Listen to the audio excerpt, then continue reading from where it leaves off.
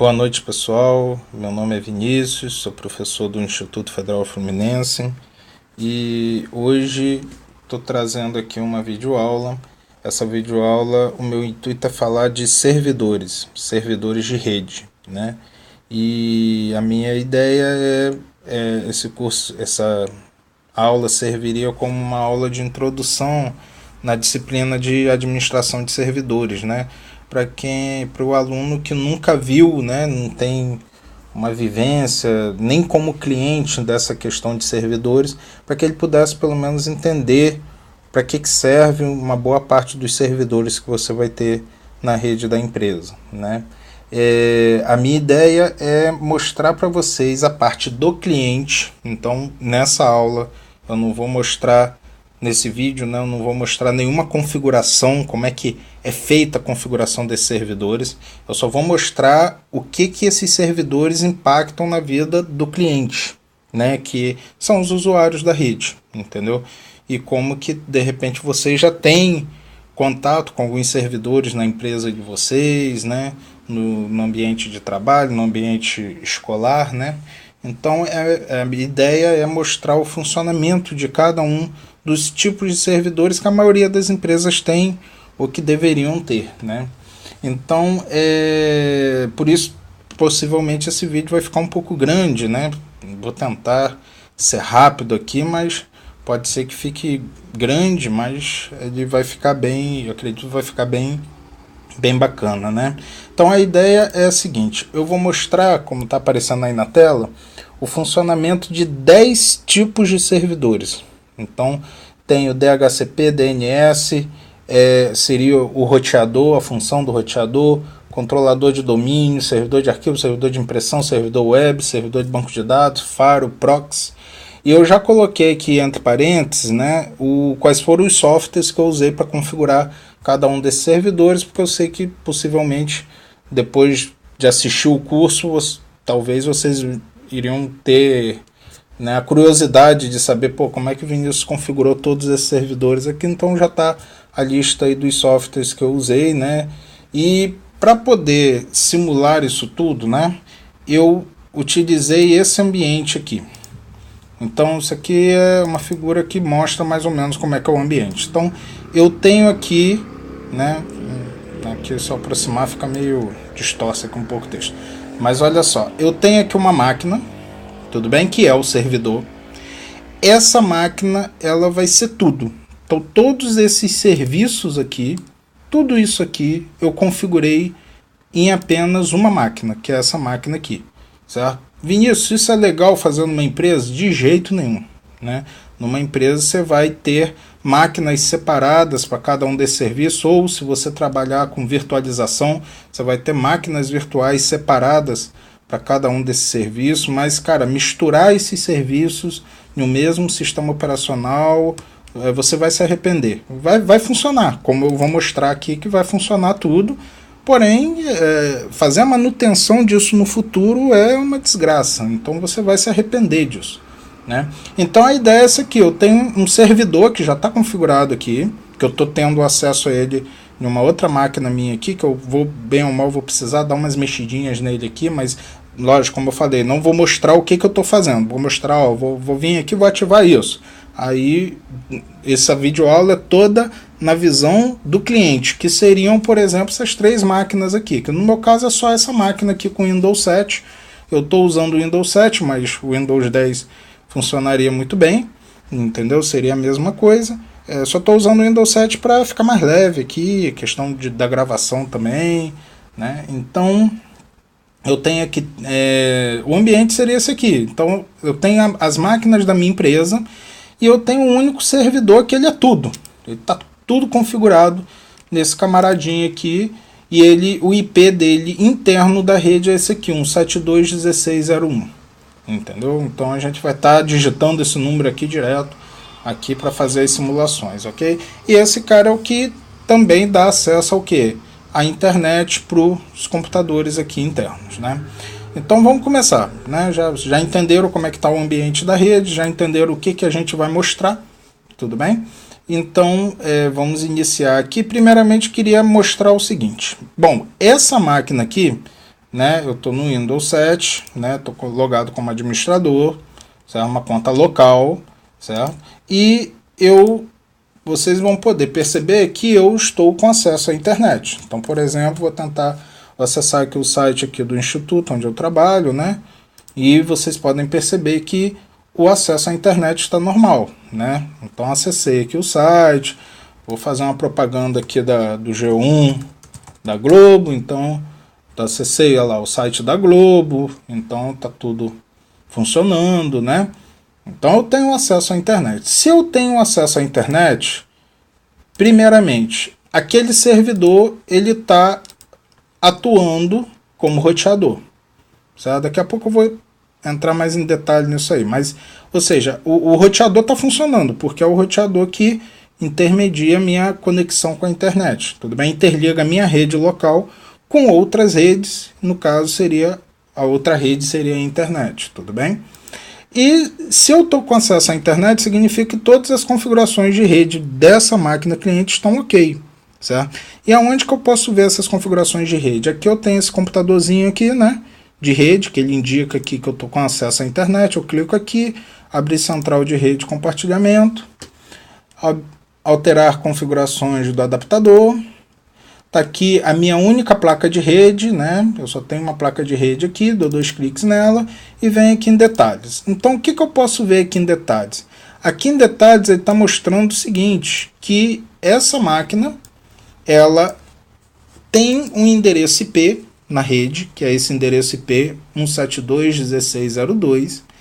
Ela tem configurado a informação da máscara de subrede, ela tem configurado quem é o roteador, que no caso é aquele servidor que eu falei com vocês, 172.16.01, e quem é o DNS, que daqui a pouco eu vou explicar para quem não sabe qual é a função do DNS. Mas essas 4 configurações aqui são as 4 configurações básicas para um computador ter acesso à internet. Ele tem que ter configurado essas 4 coisas. Ele tem que ter um endereço IP, mas ele tem que ter também configurado a massa subrede, quem é o roteador e quem é o servidor DNS, certo? Bom, como é que eu faço essa configuração? Essa configuração ela pode ser feita aqui, ó. Se eu vim aqui, eu dei 2 cliques aqui, né? Se eu vim aqui em propriedades e vim aqui no protocolo TCP/IP versão 4, se eu der 2 cliques, eu posso vir aqui e configurar essas informações. Repara que ele pede 4 informações. Aqui tem 5 campos, mas aqui os 2 últimos campos estão falando do DNS, né?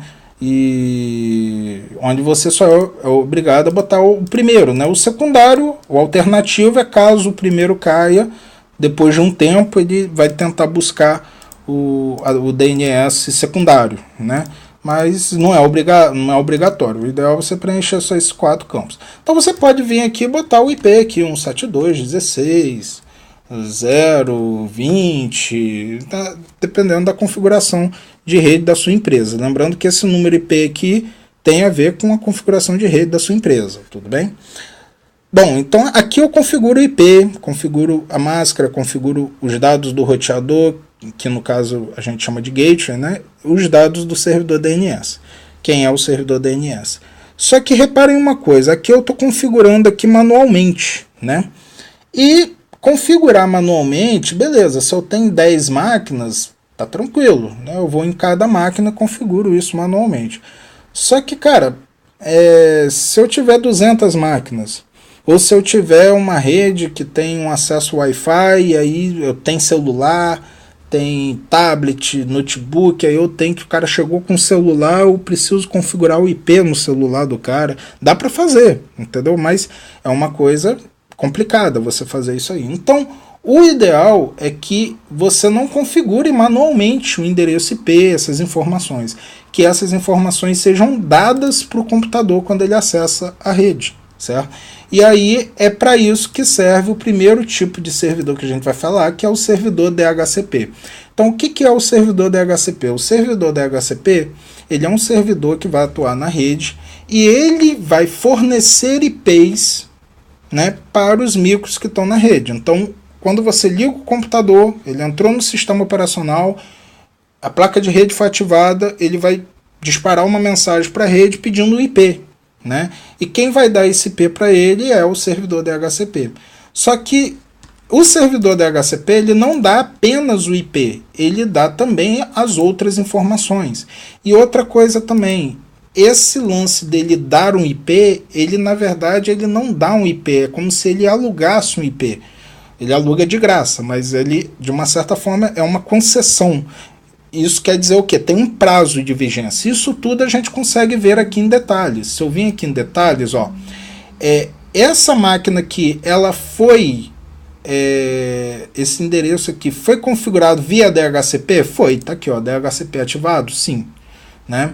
E aí ele me fala que quem é o servidor DHCP, tá vendo? Então é 172.16.01. Esse cara aqui que no caso é aquele servidor único que eu falei com vocês, foi o cara que me deu o IP. Qual foi o IP que ele me deu? 172.16.012, certo? E aí, se eu ligar uma outra máquina na rede, de repente, essa outra máquina vai receber o IP 172.16.013 e assim por diante, entendeu? Além disso, ele me deu uma máscara e ele me deu também as informações de quem é o roteador, que é ele mesmo, e quem é o servidor DNS, que é ele mesmo. Bom, então já sabemos o que é um servidor DHCP. Agora, essas informações aqui me diz o seguinte, que essa máquina tem esse IP, e eu tenho uma informação aqui do gateway padrão. O que é isso aqui? Isso aqui, quem é o roteador? O roteador é o que, pessoal? O roteador é um equipamento de rede que faz a interligação de uma rede com outra. Então, na verdade, ele é a ponte entre a minha rede e outras redes. Só que geralmente a gente usa, a não ser em redes de médio a grande porte, geralmente em redes de pequeno porte ou redes domésticas, a gente usa o roteador para conectar na internet, né? Então vocês em casa devem ter o roteadorzinho, que é aquele aparelhinho que é roteador, Wi-Fi, access point, né? E ele dá acesso ao Wi-Fi, e ele, na verdade, a gente chama ele de roteador, por quê? Porque aí ele vai interligar a nossa rede local com o quê? Com a internet, entendeu? Então, quem é o roteador da minha empresa? Que é o 172.16.0.1, certo? Que seria aquela máquina intermediária. Então, essa máquina é a que vai, né? Se eu estou tendo acesso à internet, então é através desse servidor, entendeu? Então aqui, você acessar aqui, por exemplo, o site da UOL, e reparem que está tudo funcionando, entendeu? Então, eu posso ter, existe um equipamento chamado roteador, certo? Um equipamento, inclusive, profissional, né? Não é aquele roteadorzinho que vocês têm em casa. Aquele roteadorzinho que vocês têm em casa também é um roteador, mas existe o roteador mesmo, que é usado nas empresas, ou então você pode ter um computador, um servidor atuando como roteador.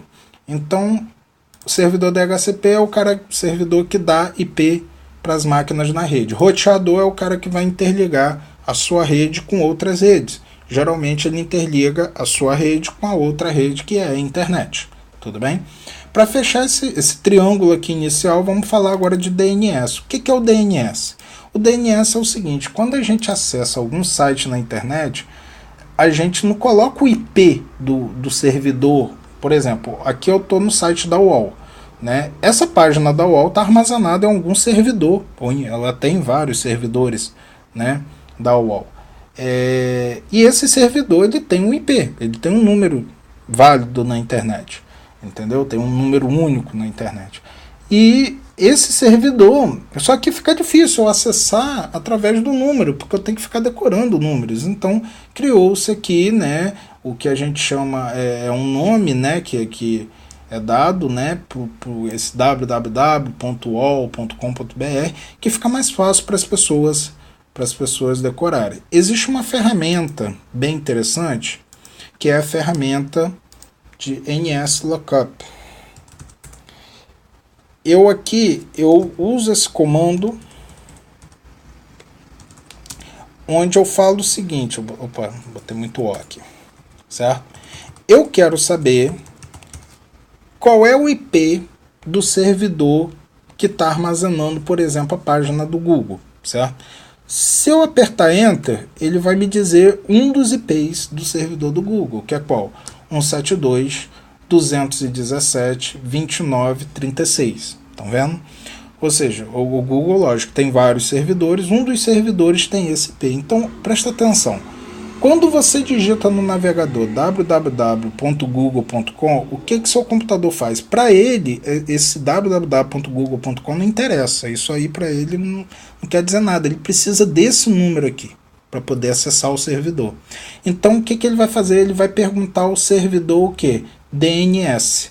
O servidor DNS é o cara que vai traduzir esse nome, www.google.com, para o número. Então você pergunta ao servidor DNS, eu quero saber o IP do servidor da Google.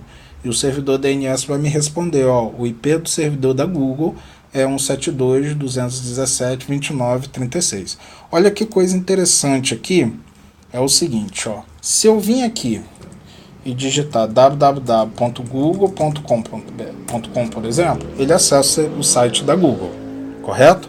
Agora, se eu vim aqui e digitar o IP, o que será que vai acontecer? Ó, abrir uma outra guia, que curiosamente já está até na Google, já até ver se eu vou fechar aqui de novo, que aí ele vai para aquela página inicial aqui. Ah, caiu na mesma página. Mas vamos lá. Se eu digitar um número aqui, 217.29.36, o que vai acontecer? Eu vou acessar o quê? Eu vou acessar o mesmo servidor. Porém, eu estou acessando diretamente pelo IP. Então, quando eu apertar Enter, olha o que aconteceu. Ele abriu o site da Google, entendeu? Então, lógico que aqui eu não vou generalizar, mas a maioria dos serviços, né, de rede, você pode acessar ou pelo DNS, pelo nomezinho bonitinho aqui, ou pelo IP. Entendeu? Mas fica complicado. Acesso o site da Google aí. Como é que eu acesso? Digita aí 172.217.29. Pô, isso é muito difícil para um usuário comum. Eu tenho uma empresa, botei um site da minha empresa no ar, e aí ele... Pô, acessa o site da minha empresa. Qual é? É 193.16. Eu não vou dar esse número para o meu cliente. É mais fácil de decorar isso aqui. Entendeu? E aí uma coisa interessante é o seguinte, o DNS você não precisa ter ele interno na sua empresa, você pode usar um DNS externo, né? Por exemplo, muita gente usa o DNS da Google, que é aquele 8888, né? O que eu estou falando para vocês, pessoal, tá sendo novidade, isso aí é a teoria de redes, tá? Então não é o objetivo dessa videoaula. Se eu for falar aqui muita coisa sobre redes, o videoaula vai ficar imensa. Então, assim, eu estou pressupondo que vocês têm um bom conhecimento de rede de computadores, entendeu? Para estar acompanhando o que eu estou falando. Bom, só que aqui, repara, quem é o servidor DNS? Também é o meu servidor, certo? Então, eu tenho dentro da minha empresa um servidor DNS. O que acontece quando eu tenho dentro da minha empresa o servidor DNS? Quando eu digito aqui, por exemplo, ufc.com, será que meu servidor DNS ele sabe qual é o IP do site? Ele sabe qual é o IP do servidor que está armazenado no site da UFC? Naturalmente ele não vai saber, mas ele tem um esquema de parceria com outros servidores DNS. Então eu pergunto para ele, se ele não souber, ele sai caçando. Ele vai perguntar a outros servidores DNS e algum deles vai responder para ele, ele vai responder para mim, entendeu? E aí eu vou conseguir entrar aqui, ó, só apertar Enter, né? Ele está localizando e aí pronto, tá lá, entrei no site do UFC. Ele já descobriu qual é o IP do servidor que está armazenado o site do UFC, entendeu? Agora, você ter um servidor DNS interno, ele também é interessante pelo seguinte, lembra que o IP da máquina que eu falei, o IP do meu servidor é 172.16.01.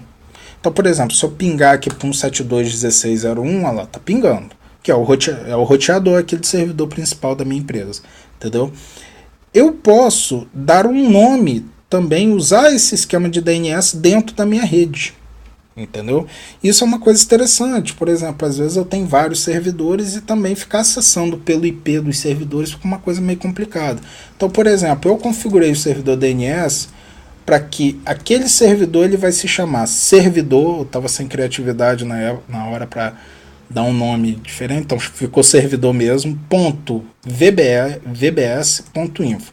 VBS é minhas iniciais, Vinícius Barcelos da Silva, info de informática, entendeu? Então, olha só, quando eu dou aqui ping servidor.vbs.info, o meu computador, ele não sabe quem é esse cara. Então ele vai perguntar para quem? Para o servidor DNS. O servidor DNS tá configurado para dizer o seguinte: esse cara é 172.16.0.1, é ele mesmo, entendeu? Então olha só o que vai acontecer. Deixa eu até aumentar aqui um pouquinho, entendeu? Quando apertar Enter, ó, ele pingou também. Só que olha só, ele antes de pingar, ele traduziu para 172.16.0.1, entendeu? Então mas repara que o ping foi para quem? Para 172.16.0.1, porque ele vai pingar para um número IP, entendeu? Isso aqui é só para facilitar a nossa vida. Então, para eu poder acessar esse servidor, eu posso ou usar o número IP ou usar o nome DNS dele, o nomezinho dele na rede, certo? Isso é uma das vantagens de você ter um DNS dentro da sua empresa, configurar ele corretamente, né? Você vai poder dar um nome para os seus servidores. Então eu posso ter um servidor chamado arquivos.vbs.info, então é um servidor de arquivos, entendeu? Isso para o usuário fica mais fácil ele decorar isso aí. Lembrando que você configura uma rede de computadores, mas quem vai usar a rede são os funcionários. Você é de informática, os caras não são. Então fica muito difícil. Imagina aquela secretária de 50 anos de idade, ela ficar decorando esse monte de números aqui. Ó, o servidor de arquivos o número é esse, o servidor de não sei o que, o número é esse. Pô, é mais fácil você dar esses nomezinhos e deixar que o servidor DNS ele resolva o nome, né do servidor para o IP. Tudo bem? Então, acredito que até agora deve estar ok, certo? Então aqui a gente fecha esses três aqui. Isso aqui é bem básico que você vai ter na maioria das redes, certo? Agora vamos falar um pouco sobre controlador de domínio. O que é o controlador de domínio? Vamos observar uma coisa aqui. Eu estou nesse momento logado como administrador. Esse administrador é uma conta local, certo? É uma conta que está configurado. Já botei até um atalho aqui para facilitar minha vida, certo? Então é uma conta que existe nesse computador. Vamos olhar as contas que estão configuradas nesse Windows 7. Então se eu vim aqui, ó, em usuários, eu vejo que tem duas contas apenas, administrador e convidado, mas repare que o convidado está desabilitado, certo? Então basicamente eu só tenho uma conta ativa, que é o administrador, certo? Agora imagina que vocês estão numa empresa que tem 200 computadores, 500 funcionários, e os funcionários, ora eles sentam em um computador, às vezes eles sentam em outro computador, ou até em uma escola, por exemplo. Eu tenho uma escola e essa escola tem 300, 400, 500 alunos, e em uma determinada aula o aluno senta em um computador, outra aula ele senta no outro.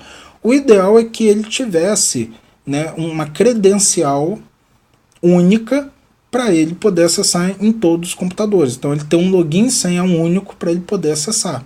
Isso é possível fazer com o controlador de domínio. Então o controlador de domínio, ele na verdade ele é o quê? Ele é um servidor que vai armazenar o que a gente chama de domínio. O que é o domínio? O domínio é como se fosse um banco de dados onde ele armazena, primeira coisa básica, ele armazena o login e senha de todo mundo. Então, a ideia do domínio é o que? Você ter um login e senha único para todos os serviços da sua rede.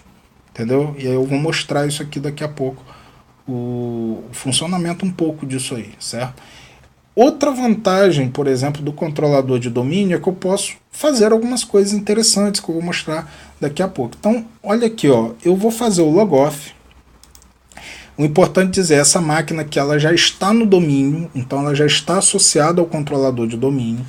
Então, eu aqui, ó, eu tenho, essa máquina se chama Vendas 01, tudo bem? Foi o nome que eu dei para a máquina. E eu tenho a conta do administrador. Só que eu quero entrar com uma conta que está cadastrada lá no controlador de domínio. Então vem aqui, ó, trocar usuário, outro usuário. E aí reparem que ele já fala aqui, ó, fazer logon em VBS, que é o nome do meu domínio, certo? E aí eu vou botar a minha conta aqui, ó, Vinícius, a minha senha. Eu vou até errar a senha aqui só para ver o que vai acontecer. Ó, nome de usuário, senha incorreto, né? Então agora eu vou botar a senha verdadeira. Reparem uma coisa, ele está entrando, todo mundo percebeu que ele entrou? Mas reparem que eu mostrei a vocês que não existe a conta Vinícius. Nesse computador não existe nenhuma conta chamada Vinícius.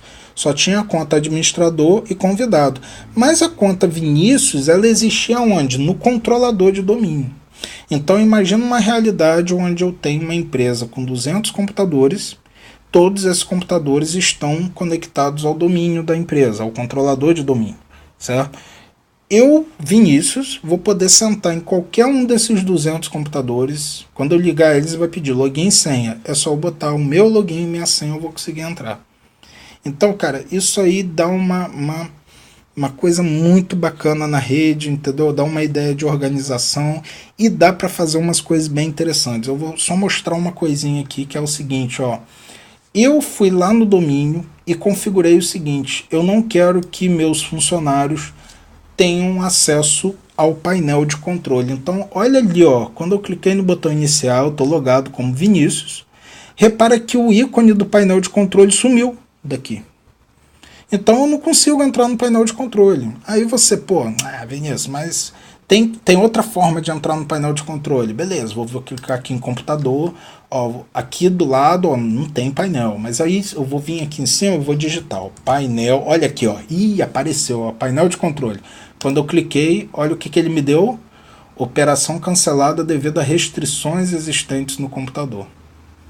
Então, ó, eu não consigo entrar no painel de controle, e isso me rebenta em uma série de coisas. Por exemplo, quero trocar o papel de parede. Para trocar o papel de parede, eu não preciso entrar lá nas configurações de vídeo, que fica dentro do painel de controle. Então, ó, se eu clicar aqui, botão direito, personalizar, olha lá, mesma restrição. Então, o cara não tem acesso ao painel de controle. Ferrou. Então, aqui está um exemplo do que o controlador de domínio dá para fazer na sua rede. Dá para fazer N coisas, tá, pessoal? Dá para fazer muita coisa bacana com o controlador de domínio, certo? Aqui eu estou citando alguns exemplos, tá? Mas eu acredito que deu para vocês perceberem, né? Então, a ideia é o quê? As máquinas não têm... Imagina que eu tenho 200 funcionários na minha empresa. Essa máquina não tem 200 contas aqui configuradas. Quem tem é um controlador de domínio. E quando o cara digita lá João e bota a senha dela, essa máquina vai no controlador de domínio e pergunta: tem algum João aí? Ah, tem. Ah, então vê se essa senha é dele. Ah, é. Então ele vai e deixa o João entrar na máquina. Tudo bem? Então isso é o controlador de domínio, ok? Eu vou voltar aqui para a conta do administrador. Eu quero fazer outras coisas com vocês. Então eu vou botar aqui vendas 01 administrador. Lembrando que esse vídeo aqui, ele não é um vídeo onde eu estou explicando todos os recursos, tá? É só uma visão geral dos principais servidores que eu tenho na minha empresa, certo? Então, vamos falar agora de servidor de arquivos. Então, imagina que eu tenho aqui, eu acabei não instalando nada aqui praticamente nessa máquina, então vou ter que abrir o WordPad aqui mesmo, que não tem Word, não tem LibreOffice, não tem nada. Digitei um texto aqui e eu quero salvar. Eu venho aqui e salvo aqui esse texto aqui no meu computador. Beleza, tá lá salvo aqui, tá aqui na tela aqui. Só que imagina que esse texto é um texto da empresa e alguém chega para mim e fala: Vinícius, cadê aquele texto que você digitou? Eu falo: ó, tá aqui na minha máquina. Ah, eu tô precisando desse texto, me manda ele aí por e-mail, ou então salva aqui no meu pendrive. Aí quando o cara botar esse texto no computador dele, agora vai ter quantos textos? Vão ter quantos textos? Vai ter um no meu computador, outro no dele. E aí, qual que é o mais novo? Qual que é o mais antigo? Cara, isso vai virar uma desgraça. Gestão de arquivos numa empresa começa a ficar complicado, porque cada um salva na sua própria máquina e isso começa a virar uma zorra, entendeu? Então, o ideal é você ter um lugar centralizado na sua empresa para você organizar seus arquivos, e para isso serve o servidor de arquivos. No Windows, como é que eu acesso o servidor de arquivos? A maneira mais fácil é vir aqui, botar //, e aí você vai botar ou o IP do servidor de arquivos, que no meu caso é aquele servidor que eu mostrei a vocês, Ou eu posso, como eu falei com vocês, usar o nome, que fica mais fácil para o usuário, servidor.vbs.info. Que aí lembra, quando eu apertar Enter aqui, o que ele vai fazer? Ele vai perguntar o DNS. DNS, quem é esse cara? Ah, esse cara é 172.16.01. Aí beleza, eu consigo acessar. Então aqui, ó, eu criei lá nesse servidor, por exemplo, a pasta vendas. Então quando eu entro na pasta vendas, bom, ele vai me pedir um login e uma senha, tudo bem? Por que ele me pediu o login e uma senha? Porque eu tô logado como administrador, certo? E esse administrador não está cadastrado no servidor de arquivos, né? Essa pasta vendas eu cadastrei quem? Foi o Vinícius, eu cadastrei o Vinícius para poder ter acesso. Então vou ter, já está aqui, ó, domínio VBS, e eu vou ter que botar aqui Vinícius, a senha do Vinícius, e aí eu tenho acesso. Aí aqui dentro do servidor de arquivos é onde eu devo jogar esse arquivo. Então na verdade esse arquivo não era para ele ser salvo nesse computador, era para ele estar salvo onde? Dentro do servidor de arquivos, entendeu? Então, e assim todo mundo da empresa vai poder acessar esse arquivo.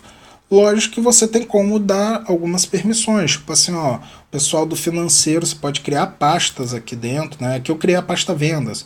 Eu posso criar outras pastas, por exemplo, pasta financeiro, só o pessoal do financeiro acessa. Tem como fazer esses esquemas. Aqui eu botei uma fotozinha aqui, por exemplo, vamos supor que isso aqui é a foto do estoque da empresa, entendeu? Então, só para vocês terem uma ideia, isso tudo está no servidor de arquivos e qualquer pessoa que está na rede vai poder acessar o servidor de arquivos.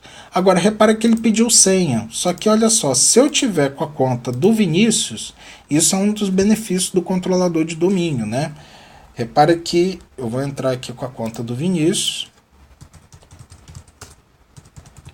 Então, você tendo um servidor de arquivos integrado também ao controlador de domínio, significa o seguinte, significa que, ó, o Vinícius está logado, ele tá usando aqui o computador, repara que o painel de controle está bloqueado, mas o Vinícius precisa salvar arquivos no servidor de domínio, no servidor de arquivos.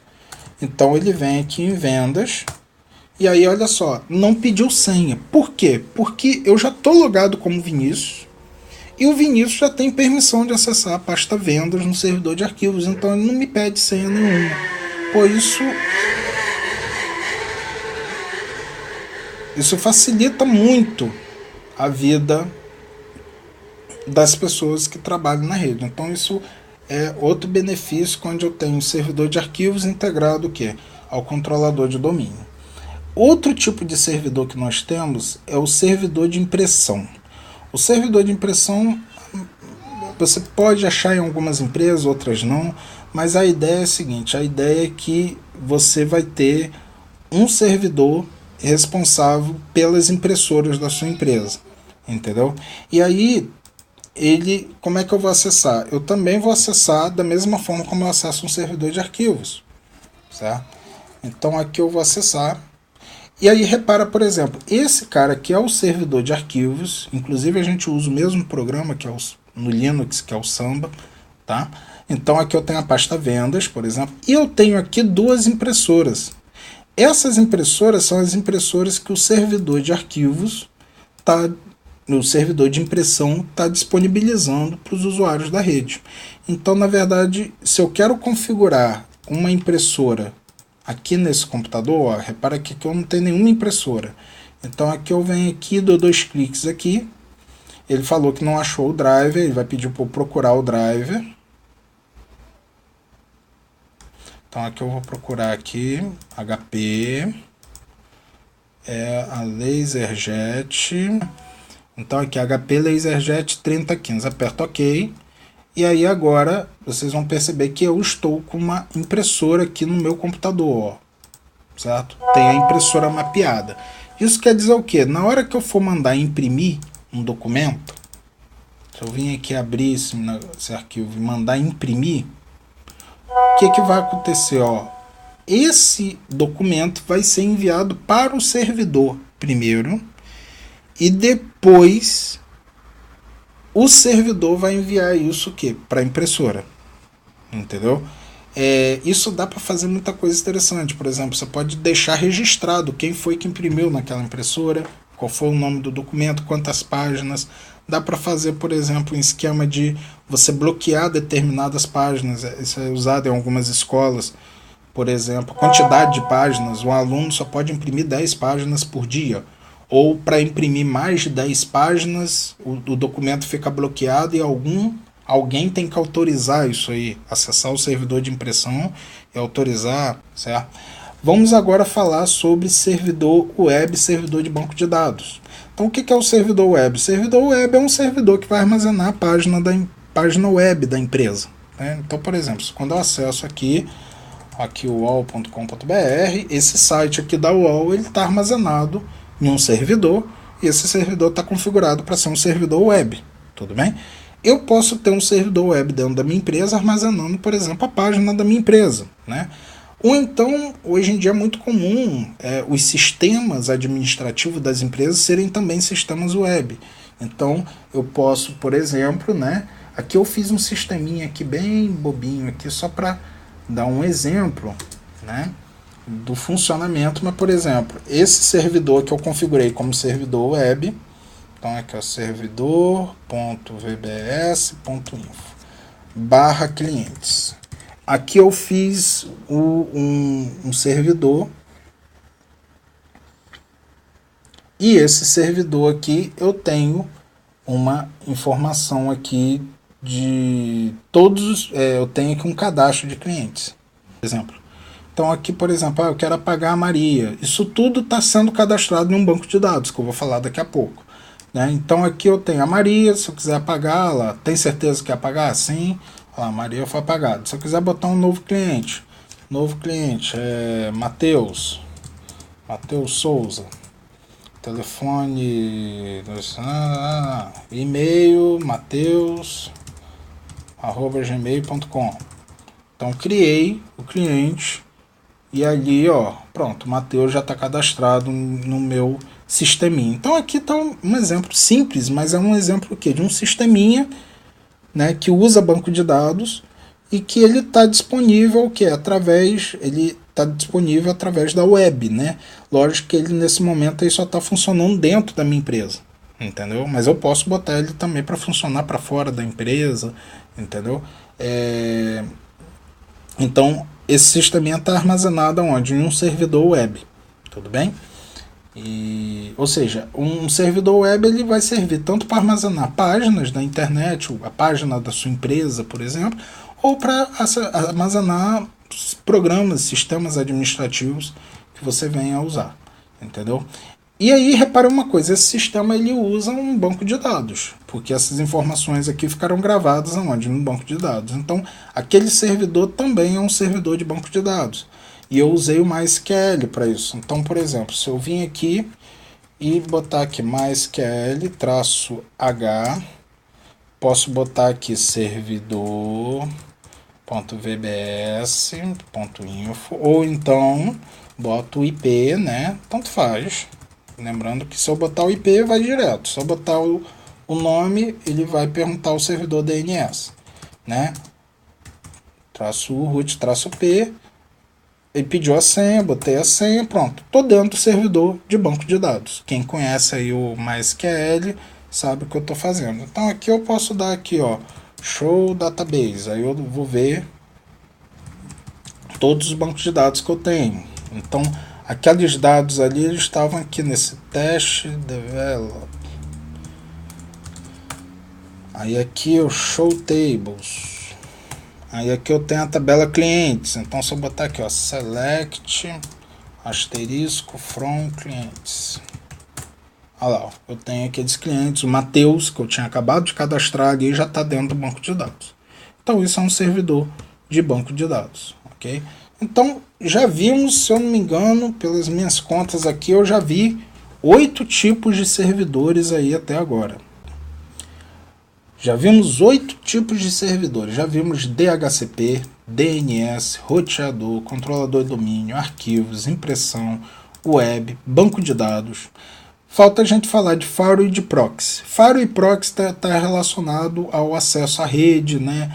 Ao acesso aos servidores também e também ao acesso à internet. Por exemplo, o firewall ele é um programa que serve para fazer bloqueios de portas, de acessos. Então, só para vocês terem uma ideia, eu preparei um exemplo aqui simples, que é o seguinte: eu instalei aqui nessa máquina um programa que tem no Windows, que é esse Damas para Internet aqui. Isso vem no Windows 7 aí, é só mandar instalar. E aí o que acontece? Ele é um programa da própria Microsoft, estão vendo? Então, quando eu mandar aqui jogar, ele vai se conectar ao servidor da Microsoft. Mas ele se conecta através de uma porta de comunicação. Então, se eu clicar aqui em jogar, lá, ele está conectando ao servidor de jogos, tudo bem? Através de uma porta de comunicação. Bom, então, nesse momento eu estou aqui jogando, né, esse joguinho de damas. Esse joguinho é jogado através da internet. Então eu tenho um adversário que está em algum lugar do mundo e ele está jogando comigo, né? Até agora ele não jogou nada, né? Mas repara, o que aconteceu? Eu me conectei ao servidor da Microsoft, isso foi feito através de uma porta de comunicação, certo? E aí, através dessa porta de comunicação, eu posso jogar com outras pessoas, entendeu? Eu vou aqui, o cara não jogou mesmo, de qualquer forma, eu vou... jogou agora. Só que eu vou fazer em delicadeza de sair, né? O cara vai ficar revoltado do outro lado, mas fazer o quê, né? E agora o que eu vou fazer? Eu vou bloquear, através do Firewall, a porta de comunicação com o servidor da Microsoft. Então, nesse momento aqui, eu estou acessando através de outra máquina aqui o servidor e vou bloquear a porta que faz essa comunicação com o servidor da Microsoft. Lembrando que essa questão de portas de comunicação, como eu falei, teoria de redes de computadores, isso aí não vou entrar nesse assunto porque é uma coisa bem abrangente, né? Então, quem não sabe o que é porta de comunicação em rede de computadores vai ter que dar uma procurada aí. Mas aqui está um exemplo. Então, eu bloqueei a porta no roteador. E aí, usando através do Firewall. Então, agora, se eu tentar me conectar aqui, ó, vamos lá, jogar. Ó, conectando ao servidor de jogos. O que está acontecendo? Ele não está conseguindo desconectar. Por quê? Porque eu bloqueei a porta que faz a conexão, entendeu? Então, se vocês observarem, o resto da internet está funcionando. Se eu vim aqui, por exemplo, e acessar o site do IFE, lá, o site do IFE está funcionando, né? A internet está funcionando, mas ó, ele não consegue se conectar ao servidor, entendeu? Se eu pedir aqui, lá, tentando desconectar, ele não vai conseguir porque eu bloqueei a porta. Então, isso é uma estratégia, isso é só um exemplo de uso do Firewall, por exemplo. Eu posso bloquear, Vinícius, eu quero bloquear, por exemplo, o Skype na minha empresa. Beleza, localiza, vê as portas de comunicação que ele usa, bloqueia elas. Essa é uma das alternativas que você pode ter, né?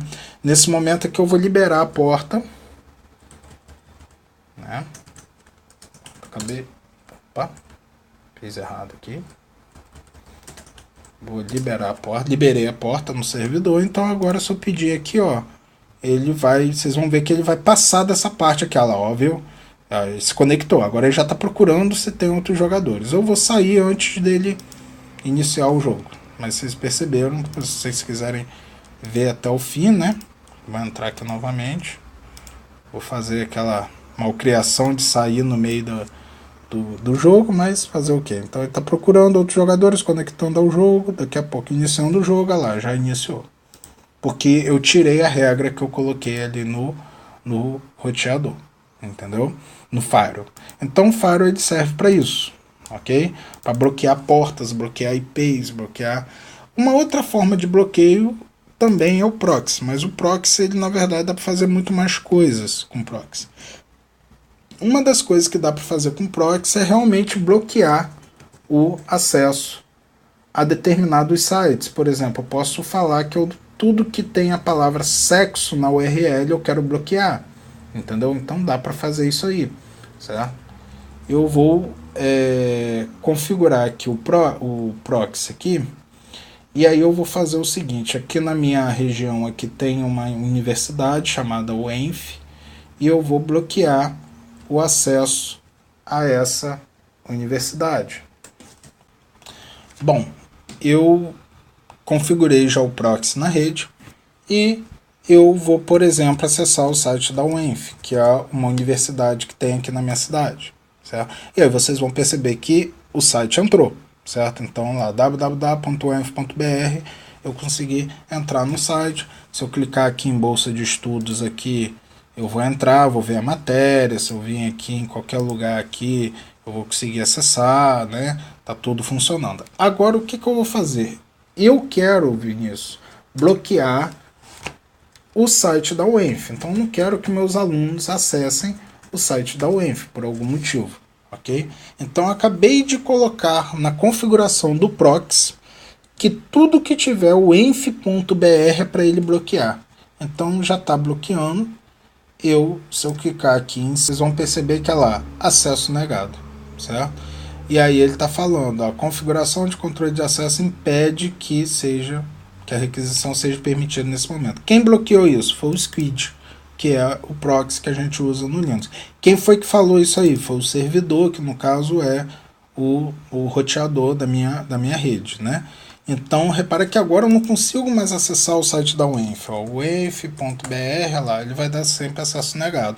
Porém, o site do IFE, que não está bloqueado, ele conseguiu acessar.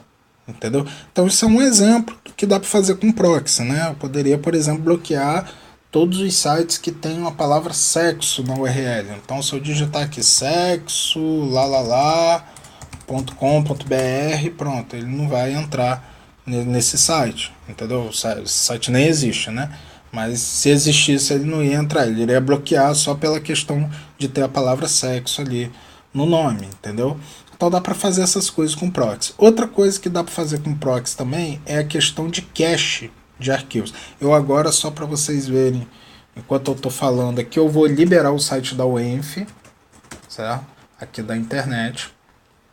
E aí vamos ver se vai voltar a acessar. Então já tirei o bloqueio do site da UENF aqui, estou reiniciando aqui o speed, vai demorar alguns segundos. Enquanto isso eu vou falando outras coisas aqui. Bom, uma outra vantagem do proxy é você ter o cache de arquivos. Cache de arquivos é o seguinte: toda vez que eu acesso um site,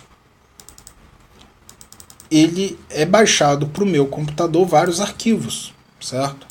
E aí, então, por exemplo, se eu vim aqui e acessar o site da UOL, por exemplo, o que vai acontecer? Essa foto aqui do goleiro do São Paulo, ela foi baixada para o computador, certo? Se daqui a 2 minutos um outro funcionário da empresa acessar o site do UOL, essa foto vai ser baixada novamente da internet para o computador do cara, entendeu? Ou seja, você toda vez, tudo que você pega na internet ele está baixando, mesmo se aquilo for uma coisa que já foi acessada por alguém antes. Então aqui isso serve também para arquivos normais, né? Então, por exemplo, aqui eu tenho uma ISO aqui do Debian, que é inclusive a distribuição que eu estou usando no servidor. Eu escolhi essa ISO porque ela é um pouco grandinha, tá? Então, para vocês terem uma ideia. Quando eu mandar fazer o download aqui, apertei Enter, ó, ele vai começar o download aqui. Essa ISO tem 39 megas. Então o download dessa ISO aqui na velocidade da minha internet, não é uma internet ótima, mas também não é tão ruim, entendeu?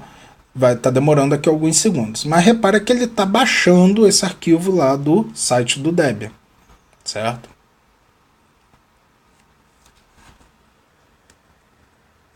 Vamos aguardar aqui terminar.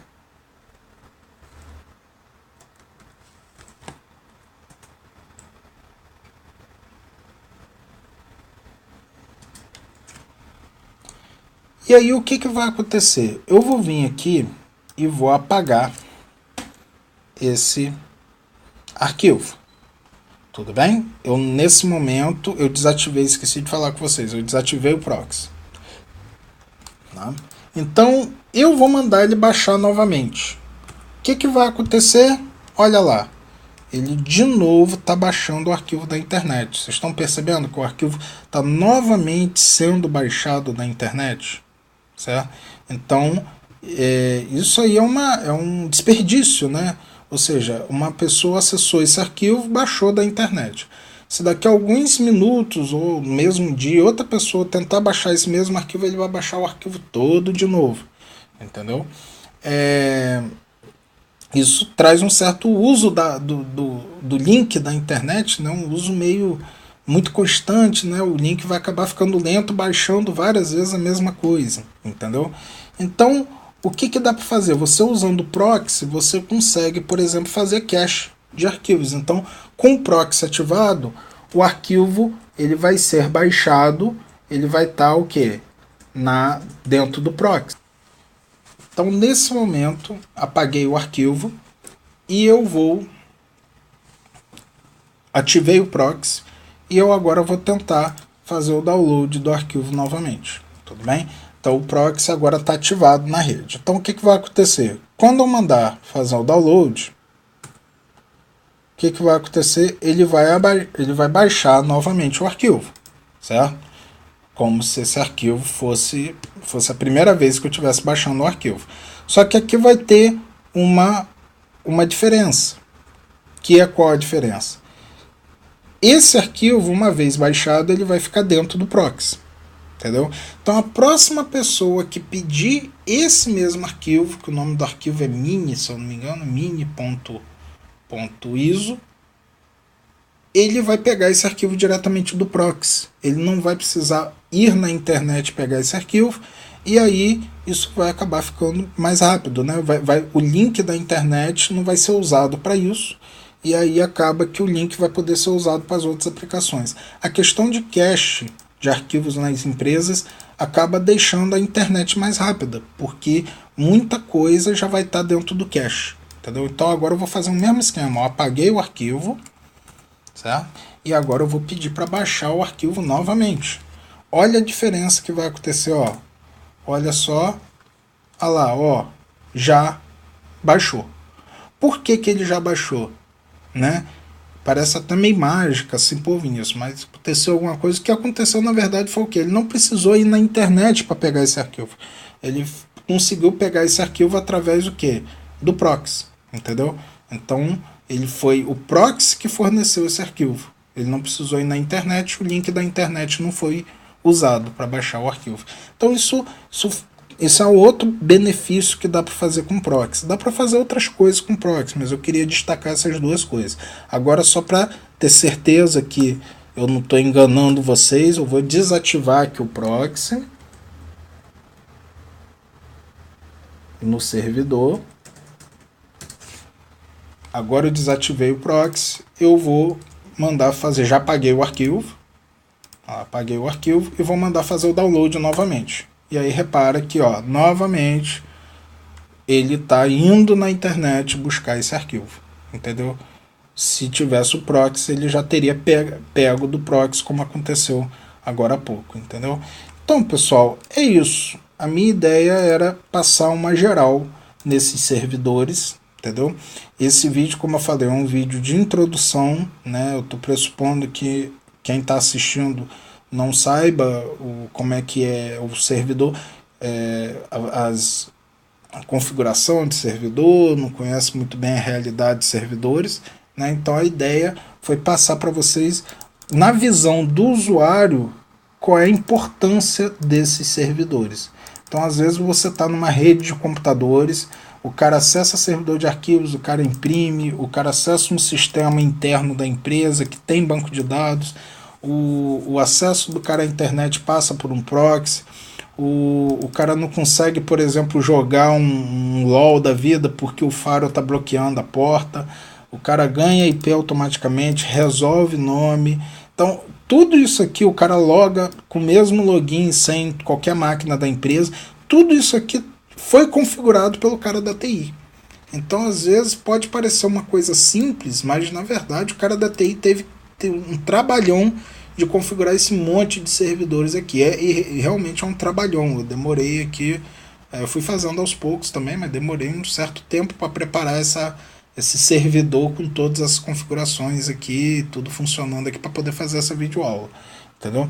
Então, eu espero que vocês que não tenham noção de servidor, vocês conseguiram agora entender a função desses aqui, que são os servidores mais básicos que a gente vai ter numa empresa, certo? E que vocês consigam, agora que já sabem para que serve, pelo menos de alto nível, que vocês possam evoluir, estudar a configuração desses servidores e implementar aí nas empresas onde vocês forem trabalhar. Entendeu? Lógico que a maioria desses servidores não faz sentido eu ter em casa, não faz sentido eu ter um controlador de domínio na minha casa, não faz sentido eu ter um servidor de impressão, na minha casa eu tenho uma impressora só, não faz sentido eu ter um servidor para controlar o que vai ser impresso naquela impressora, não faz sentido eu ter um faro na minha casa, mas nas empresas isso faz muito sentido. Né? Todos esses servidores aqui é muito comum ter na maioria das empresas, pequenas, médias e nas grandes com certeza esses servidores vão estar disponíveis. Bom, pessoal, então é isso aí, certo? O vídeo ficou um pouco grande, mas fazer o quê? Um abraço e até a próxima.